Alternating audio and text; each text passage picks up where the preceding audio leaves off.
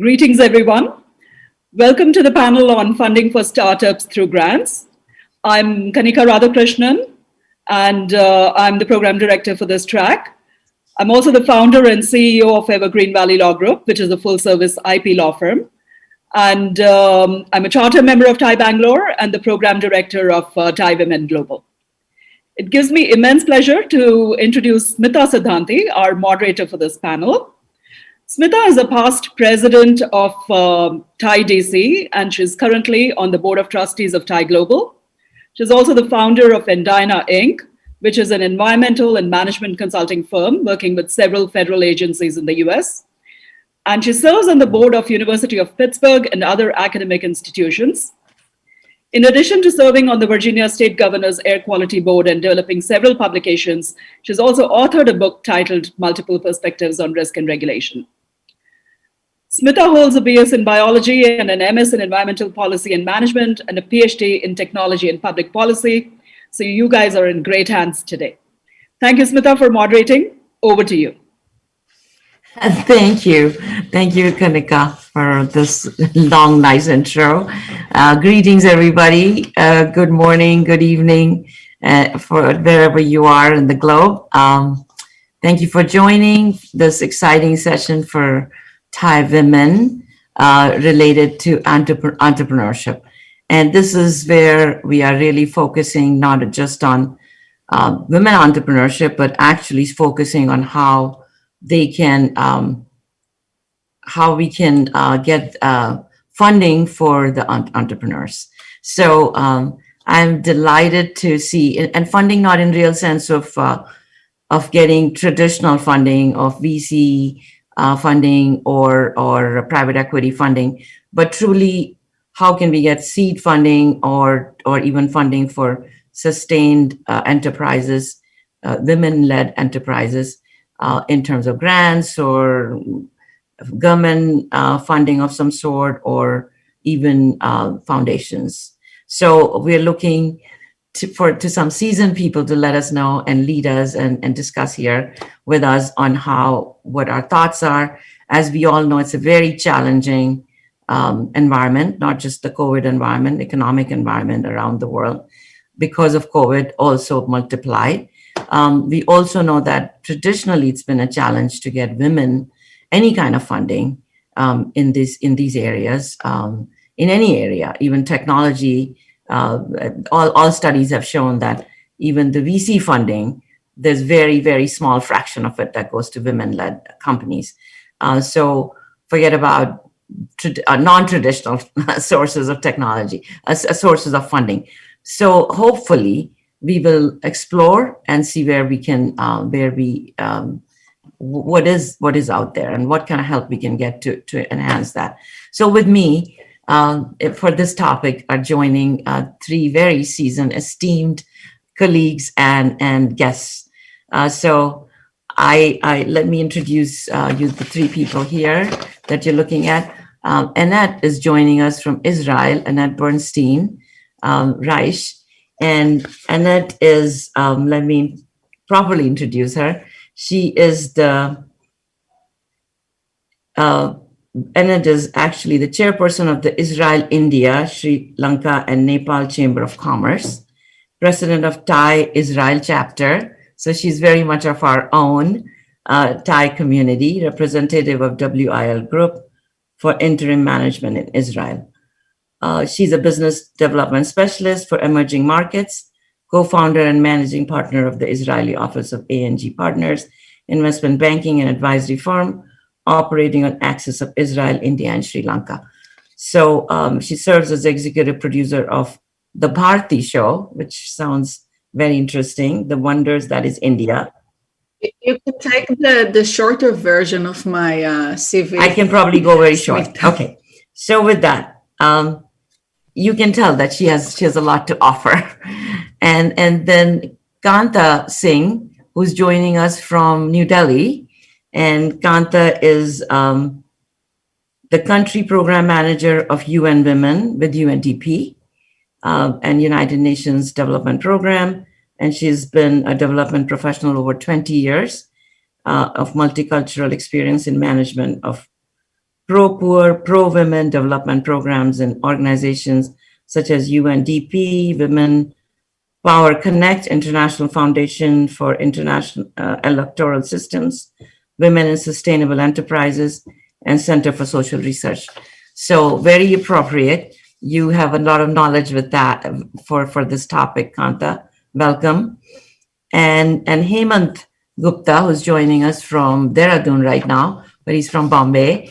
And Hemant is a known person to Thai women. He's been a champion of that for the Thai Women Initiative with us. And Hemant is the managing director at BRTSIF, which is an incubator of Bombay Stock Exchange. And that's probably what will suffice to say. And he's an MD and CEO of BSE Samran CSR Limited, a fully owned subsidiary of BSE Limited.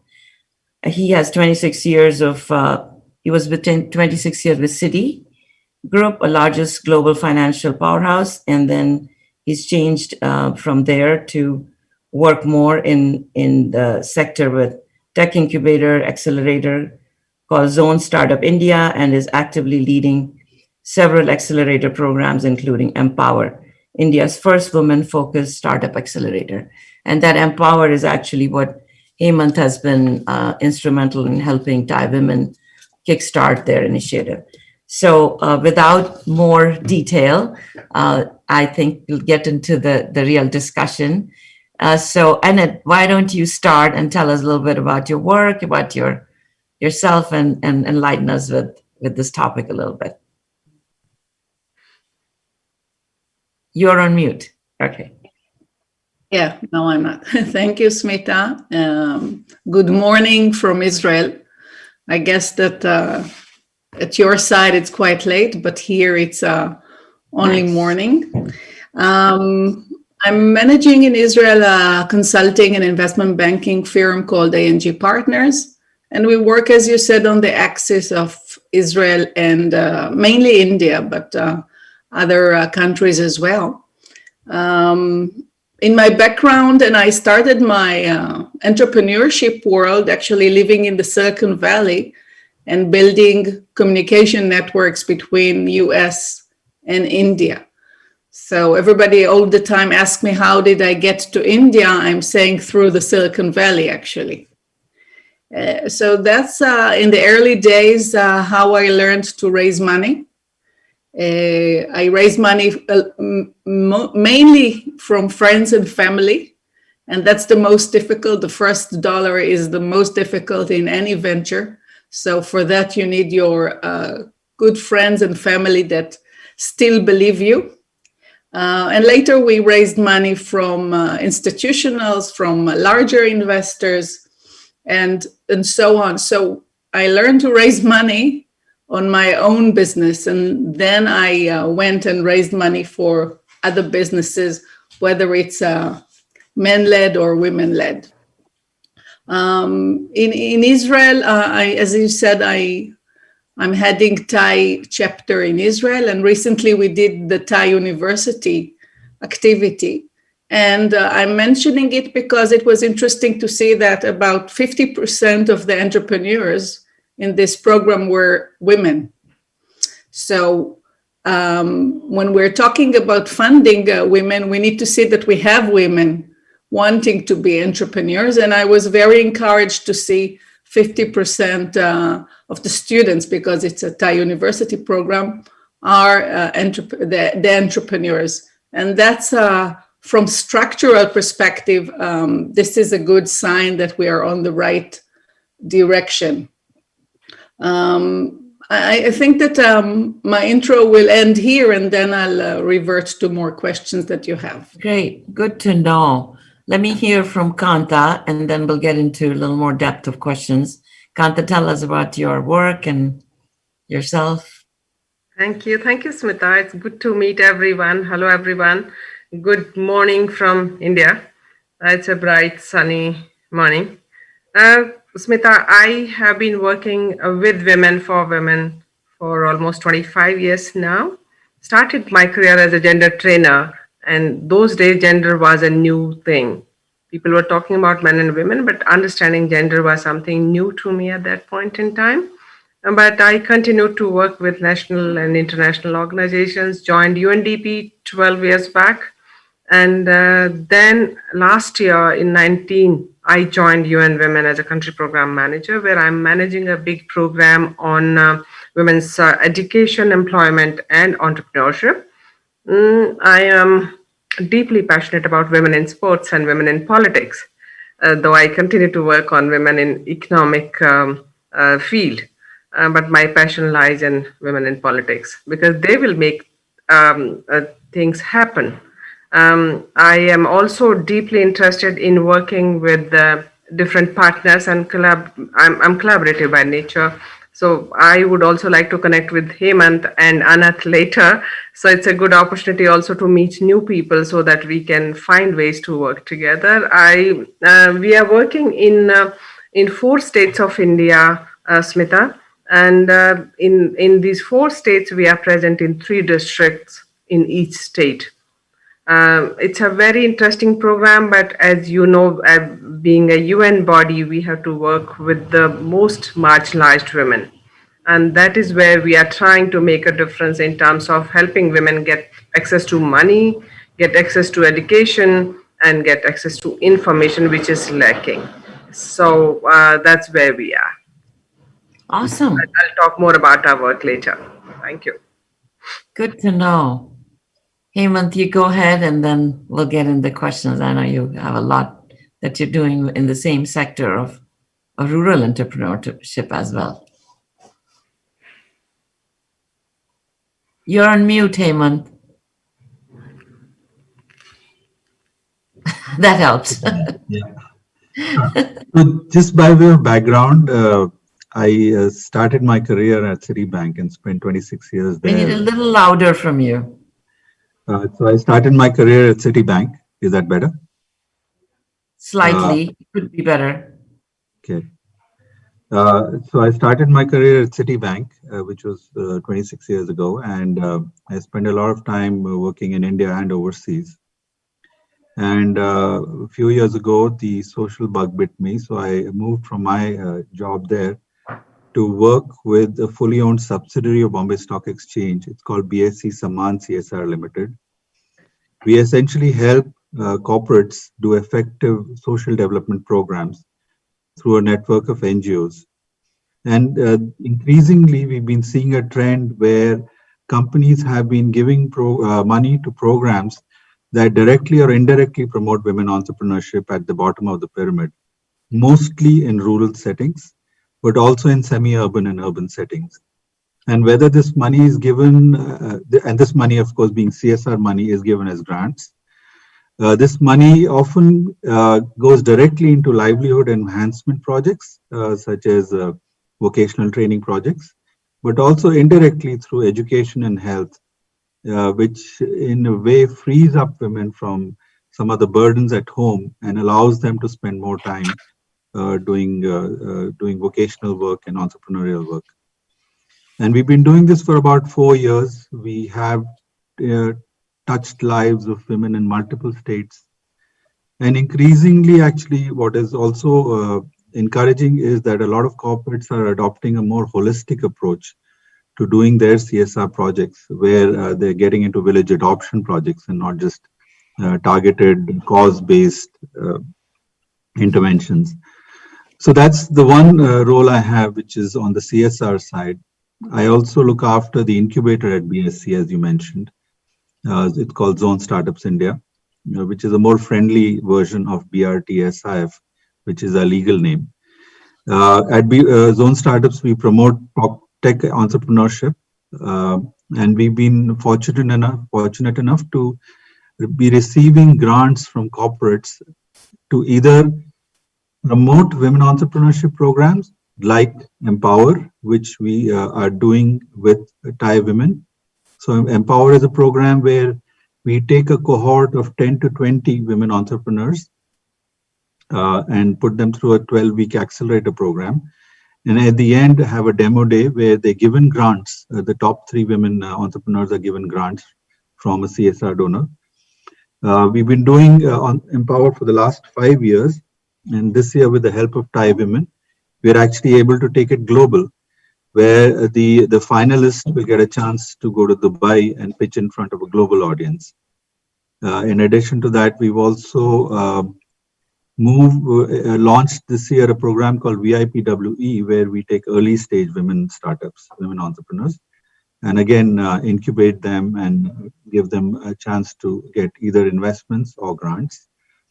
I believe women entrepreneurship needs to be promoted through grants in all parts of the pyramid, right from the bottom to the top. Also because while in financial investment may be looking for a financial return, it is not that a grant is not looking for a return. A grant is also looking for a social return.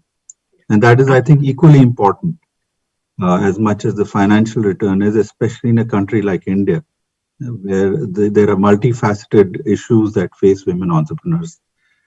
One last thing, Smita, is that one of the other projects that I'm working on is called the Social Stock Exchange. It's a recent initiative by the Government of India to create a platform for for-profit enterprises and not-for-profit enterprises that are working again on a social cause and allow them to raise money either through grants or as investments, which I think will create a level playing field and a lot more transparency, because one of the issues that donors face oftentimes is lack of transparency when they're giving grants, and I think we should talk about that also in this discussion, right? So back to you, Smita. All those are fascinating initiatives. What you just talked about, I'd like to know a little more of your experience in that. So an open question first, and maybe Annette, you can answer something about specific to your Israel initiative. Are there any government grants like that in Israel where there are set aside sort of for women entrepreneurs? First, yes. In Israel, we have the Innovation Authority, which belongs to the Ministry of Economy. Very prominent organization that supports R&D in general. But last year, they initiated a program that gives more money to women-led entrepreneurs.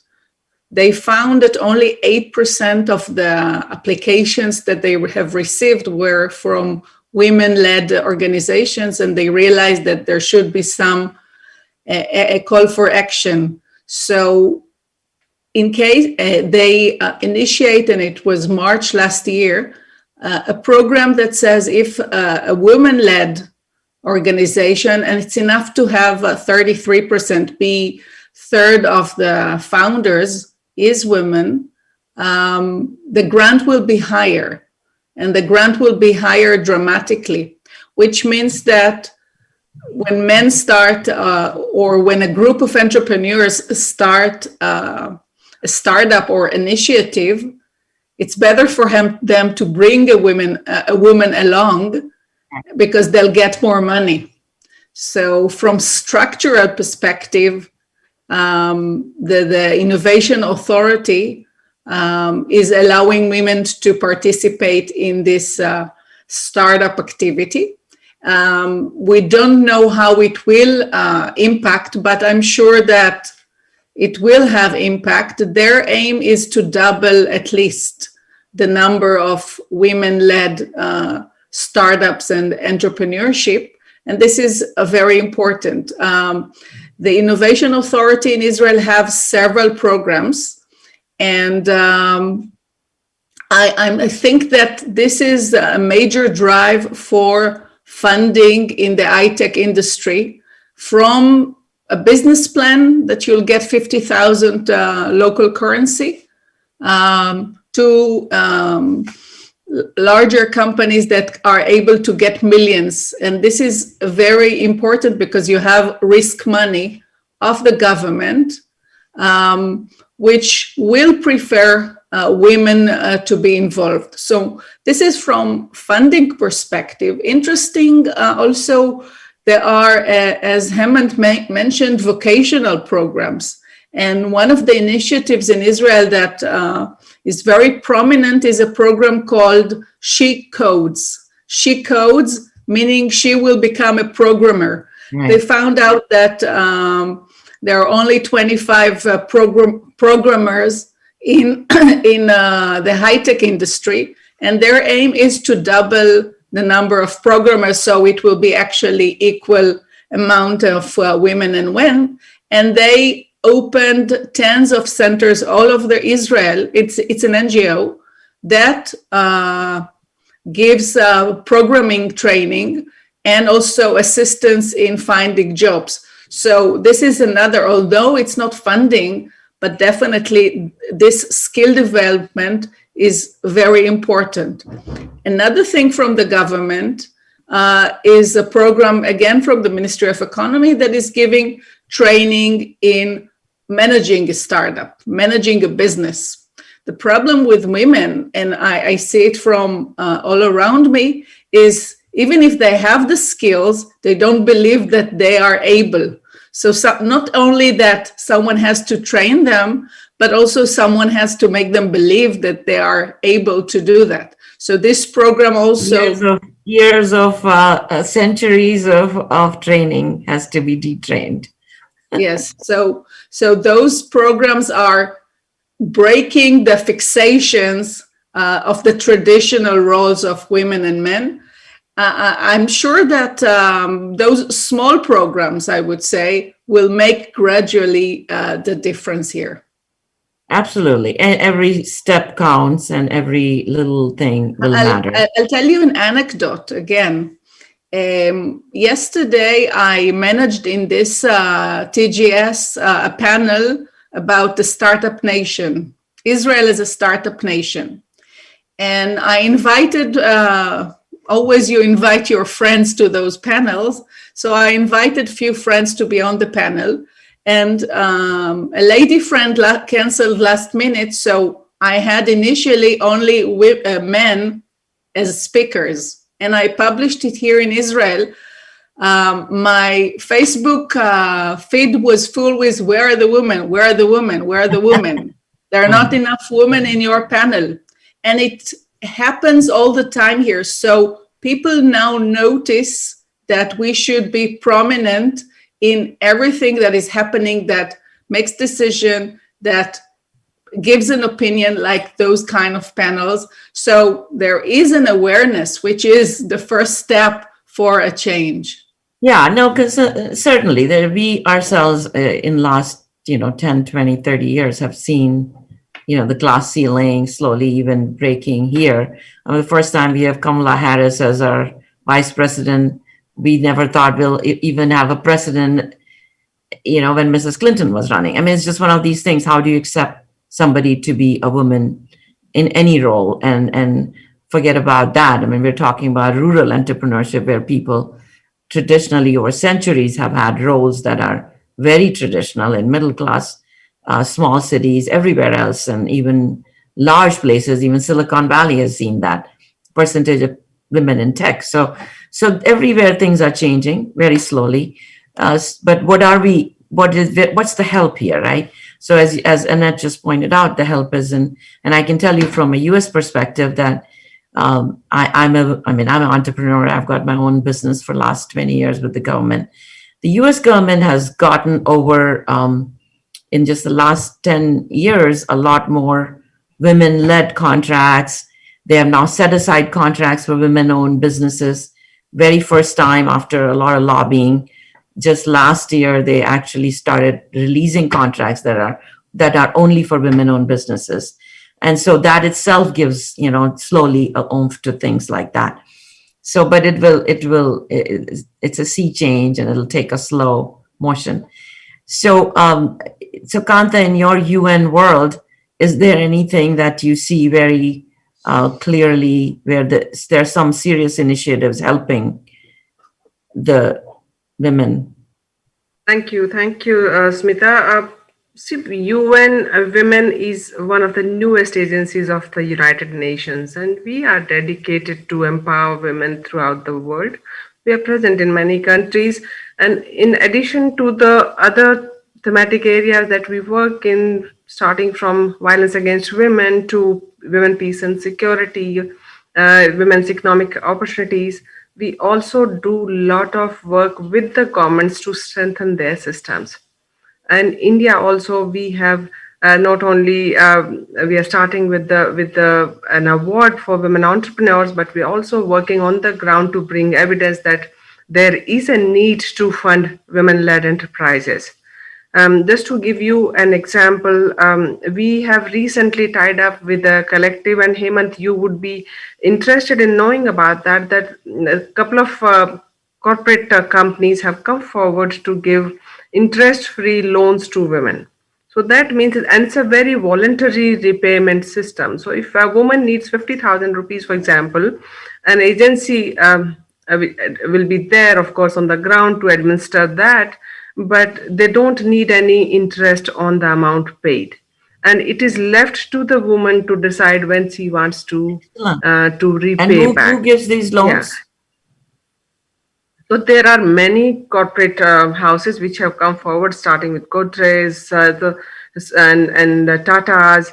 There are also some multinational companies which have given money for this fund. It is for the women who are in rural areas. It's because What it's a is the small one. fund It's not a called? big one. So it is the organization which is running this is called Collective Good Nice. Foundation. It's a new initiative, but it's very promising. Yeah. So Government of India has also come out with several schemes. Of course, there's a lot that needs to be done before we say those schemes are successful. But starting from transformative livelihood intervention project to MSME-led, ministry-led programs, there are several Udyogini, Mudra scheme. There are many things that Government of India has also started. Which we are trying to help women access. But the problem starts somewhere else. It is information poverty. Not many women, particularly in rural areas, know about what exists. And how do we reach out to them and tell them that there is something, there's one scheme which can help you not only start but improve your business. And I also see, and in my work, I see a lot of need for mentorship. And which is very, very important. And Hemant, probably you can help, and also can connect us to women entrepreneurs who can be then role models and mentors to these women in rural areas. So I also see a great opportunity for both these levels of women to connect. So the rural women could be part of the supply chain for the senior women who have reached a scale. They could also get mentorship support. They could also get probably small funding support. And I'll give you an example. Anita Dongre, the fashion designer, I don't know if you heard of her. Anita Dongre has come out to support women in terms of vocational learning. So even if these women want to be part of her value chain, that's perfectly fine. We need to also help our women, senior women entrepreneurs to start looking at women as a very useful line of supply, either in terms of talent or in terms of being part of their business. So let me. But there are many schemes now. We have to see how effective they are. Last thing on this, I want to share with you is that many state governments have come out with very innovative schemes, like Andhra government, Telangana government, Karnataka government have women-led industrial parks. So they have allocated physical spaces for women to start their enterprises, and have also given them several kinds of incentives. Starting from tax incentives to interest rates to electricity charges to many things. And there are Mahila Hearts. There is an Udyogini scheme at national level. So there are schemes. Of course, these are not hassle-free schemes. They need collaterals. They need some kind of a backup. And what happens usually is, Smita, that the family and friends are the first ones to support a woman. Kanta, we are 5 minutes off, so we need to get Okay, sorry. So Hemant there, in. I think yeah, it's fascinating to know a lot exists and the challenges, not just outreach to these women who are there, but also how can we remove those hassles for them to handhold them. Hemant, you've had this experience with working with mentors and creating. Please go and tell us about that. What do you Sure. think is the challenge? Yeah, and actually, I'm going to take off from where Kanta left. So, at first, like a global perspective, right? In September, I think it was September, Fortune came out with a statistic. They celebrated a statistic where they said 38 companies in the Fortune 500 had women CEOs, right? Another 38 out of 500, which I felt was something that required more work. It was perhaps a good milestone, but definitely requires more work. And and bringing that back to the Indian context and kind of talking about what Kanta was saying, I think one is to give women financial support, and there's a lot happening either through CSR funds, through financial institutions, through the government of India, but a lot of issues that surround and you talked about the She Codes scheme also. But I think a lot of what we also need to address as a part of the solution are the non-financial issues that are there with women entrepreneurship. And as an example, and I was sharing this with Akhila when I was in Chennai in February. Uh, as an example, women are either perceived to be lower risk takers or are lower risk takers because of the environment, right? And therefore, the institutions are more reluctant to give them more credit facilities, etc. Uh, in rural households, oftentimes, going back to what Kanta was saying about information, the mobile phone or the access to information actually is usually with the male member. Right? The female member doesn't even have access to that facility. But having said that, I think things are improving. And I'll give you an example. Again, going back to what Kanta had mentioned about the Mahila parks. In our Empower program, which, like I mentioned, we are doing with Thai women this year, we recently conducted a workshop for some of the members of that cohort in Jaipur. And what is interesting to observe, Smita, was that there were at least 4 to 5 out of 16 startups that were into manufacturing. So these are women who've actually gone, typically, you will find manufacturing startups or even manufacturing companies tend to be run by men. That's the general paradigm. But I think that's changing. I mean, 25% of the startups that we had in that small sample, right, were actually women who had ventured into manufacturing. And Kanta, interestingly, one of them was from Andhra and who had leveraged, I think it was the Mahila Park in Kakinada, if I'm not mistaken. I yeah, don't forget the But exact details. Hemant, let me ask a quick, bigger question here. Yes. Given that all these schemes, what can we do to reach these women and get them out to help them?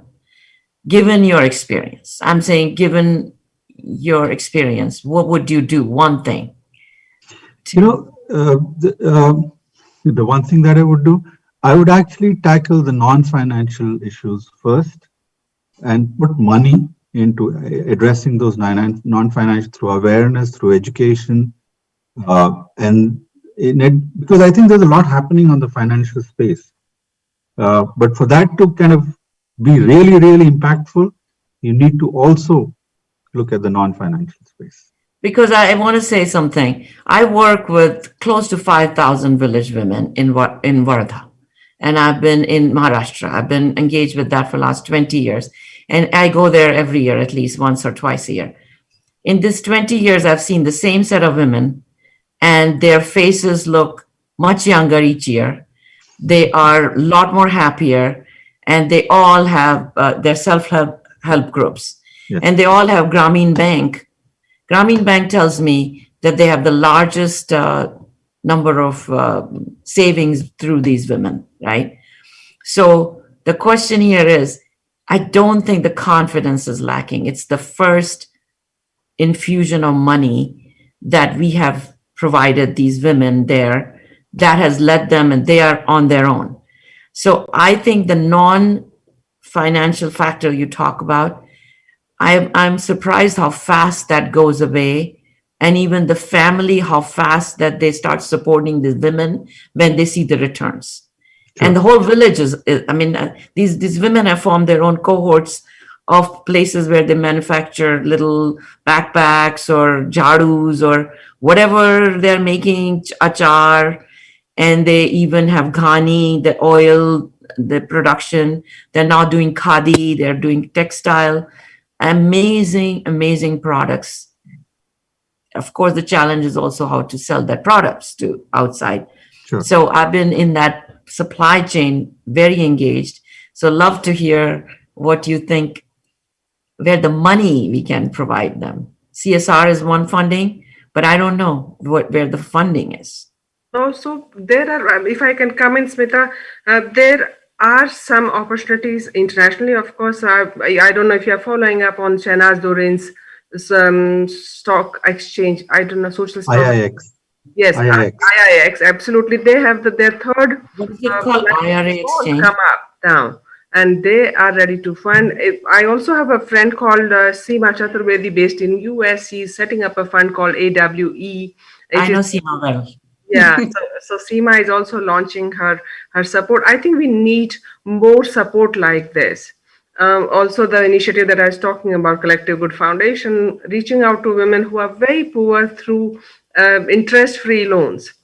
And women have not let down anyone. We have seen that whether it is SSG groups, whether these are Right. Grameen Bank models, women have always repaid their money. Women have, they are very low risk. Right. absolutely, they are very low risk, less administrative costs.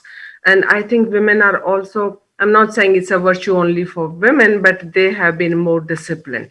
Even men can be disciplined. If I say more women are disciplined, then I'm leaving men scot-free, saying you can afford to be. No. Hemant also Empower is also doing a lot too.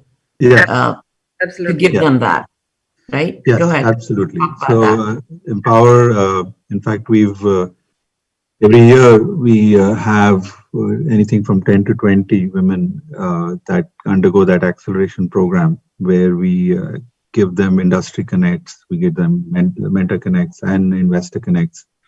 This year, what we've been able to do, Smita, with the help of Thai women, is go from 20 to 60, right? And we actually have this year 60 women who are going to be part of that cohort.